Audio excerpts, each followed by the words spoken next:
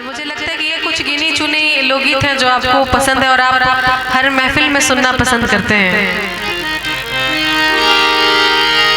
दिन भर चाहे जहाँ रहियो हमारे पिया,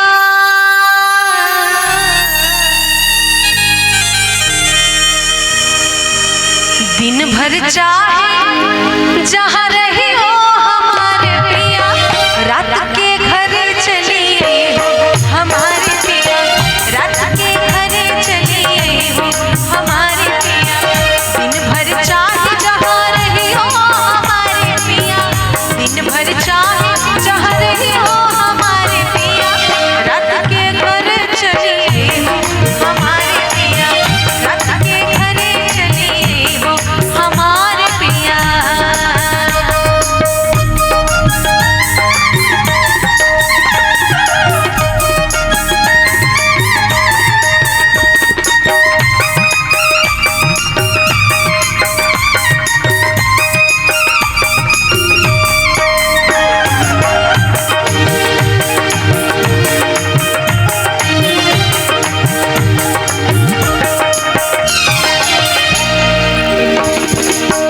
आज की रतिया जी घर नाही है। पहले के लोकगीतों में श्रृंगारिक लोकगीत भी होते थे, तो कितना प्यारा लगता था। आपस की बातें हो रही हैं, थोड़ी सी धमकी, थोड़ी सी नोक झोंक। आजकल के जमाने में वो हम लोग बहुत मिस करते हैं।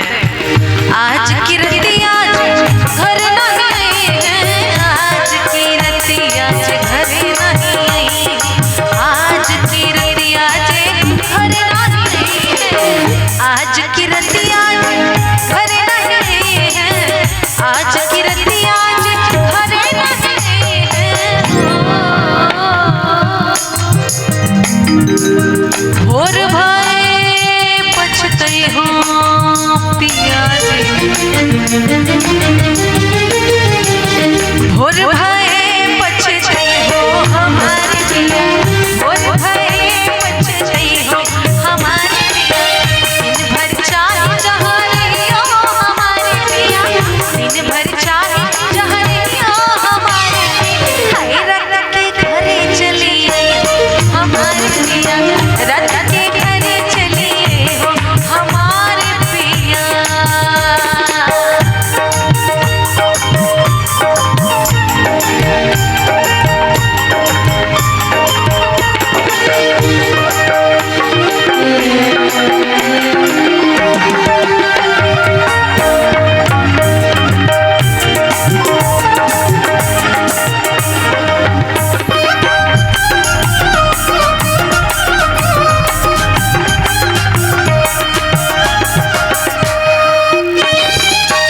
तुम बिन जियरा चल बिना मछरी पिया जे, अरे जल बिना मछली तड़पे रामा तड़पे।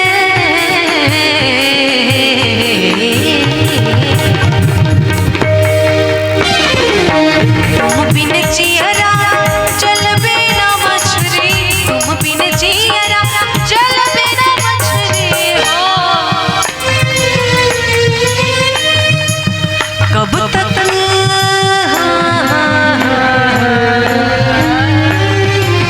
कब तक हमें तड़पई हो हमारे पिया, कब तक हमें तड़पई हो हमारे पिया, हाय रात के घरे चलिए हो हमारे पिया, रात के घरे चलिए हो हमारे पिया जी।